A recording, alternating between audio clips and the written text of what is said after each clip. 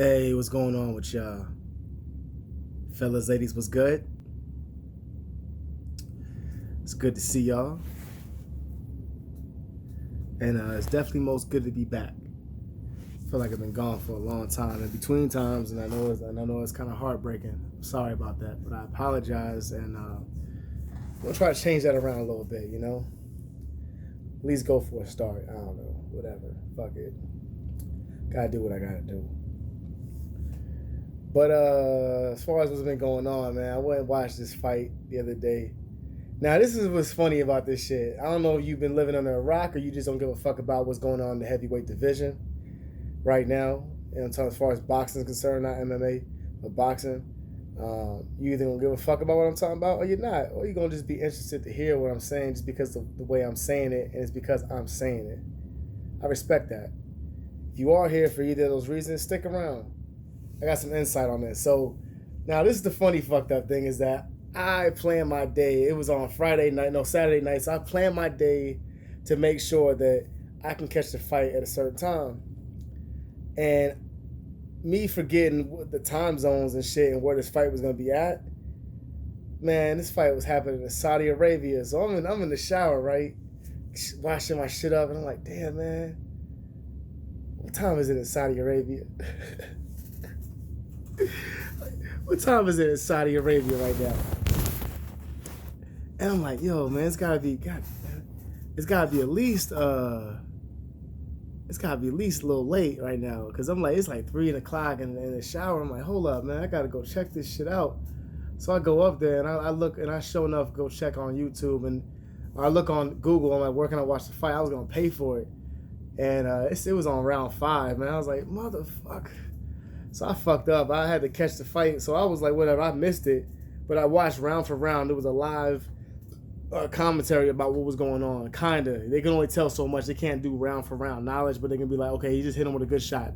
You gotta see the reactions. Like, oh. And I was rooting for my boy Anthony Joshua. Now, Andy Ruiz, he was the first Mexican heavyweight champion. Now, call it what you want to call it, but the first time he got that title, I was going for Anthony Joshua. I didn't hop on the bandwagon after the loss and no shit. I was kind of on the Anthony Joshua bandwagon that fight, that first one. And I really wanted him to win the second fight. I was a little nervous for him because I was like, Andy Ruiz was a slugger that first fight. They went toe to toe, pow, pow, pow. He tried to go Mexican style. That's a big mistake when you with another Mexican. Don't go Mexican style with another Mexican. You gotta do your own shit. You gotta make him come to you, bring the fight to you. But he didn't do that. So he made a fucking mistake, got TKO, got knocked down 4 times, ref called it off. And my man's up there jumping around, hopping up with his hands in the air. Yo, champion, got 4 belts and shit, got all this money. Life changed forever. People gonna ask him, are you still hungry? He'll say, of course, man, I'm still hungry, man. You know, nothing's changed, man. It's a blessing, man. I'm still hungry, man. It's a blessing, and I just did what I had to do to win, and people always underestimate me. This is Andy Ruiz. And all right, man, that's good to hear, man. Congratulations, champ. I had people in the back heckling, saying, yo, man, fuck that motherfucker Anthony Joshua, man. You knock him out again. Fuck that nigga. You'll knock him out again. That's what they saying in the background. People talk so much shit. Especially the instigators in the back always talking shit. You hear that motherfucker in the back, world star, you heard him. When you hear that shit, you better fight for your motherfucking life. So that's what they saying.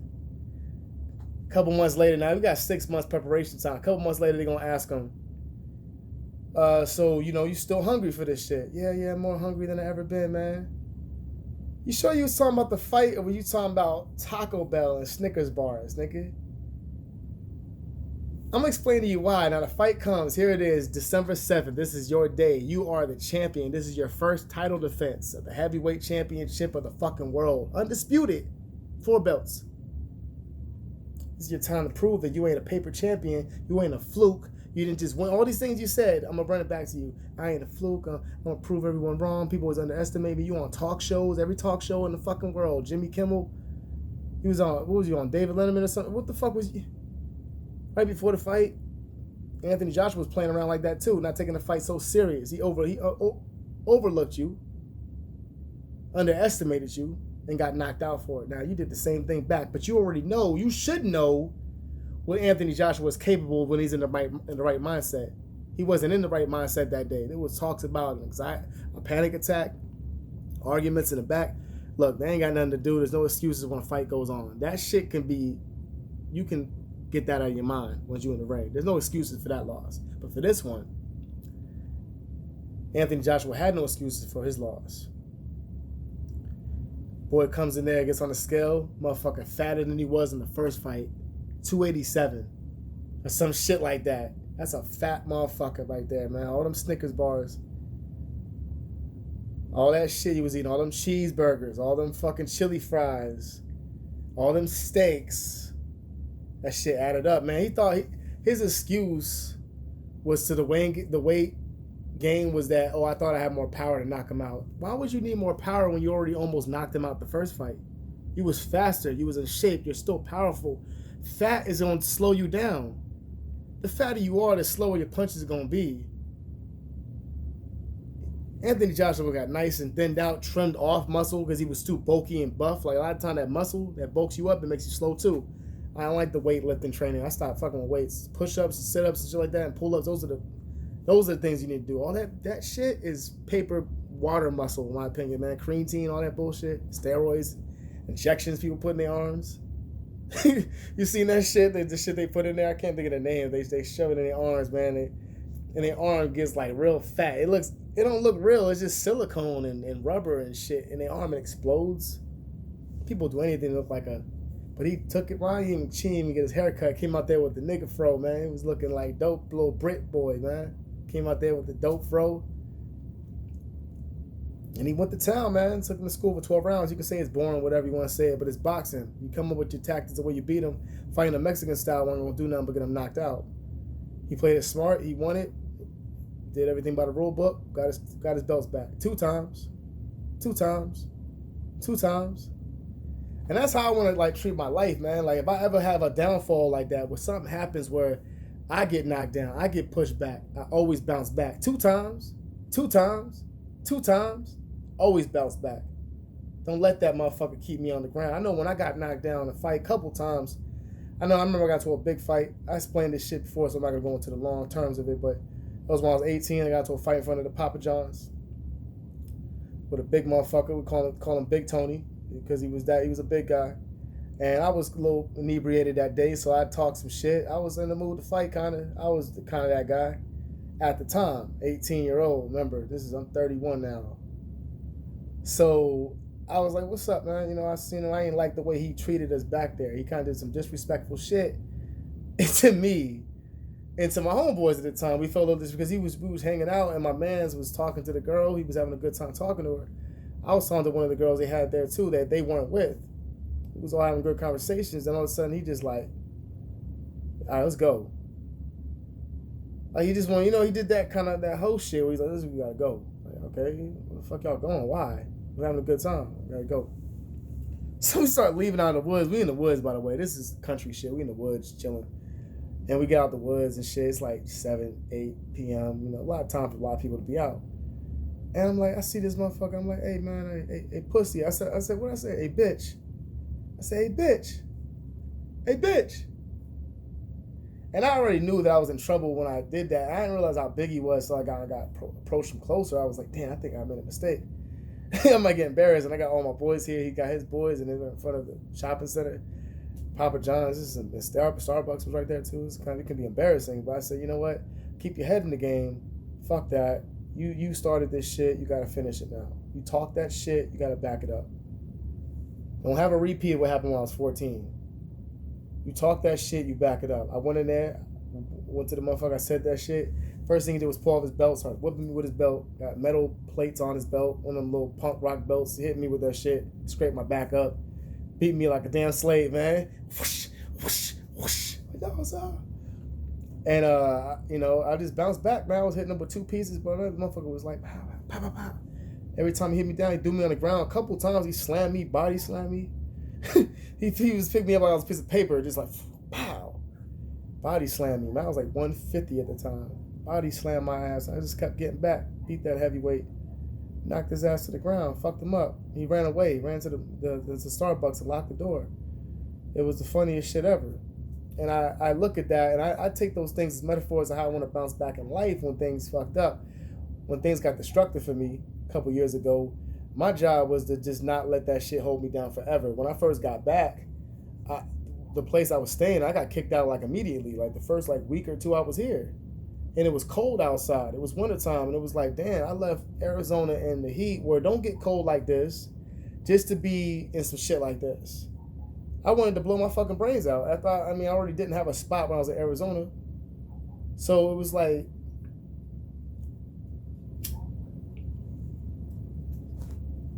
I lost my spot.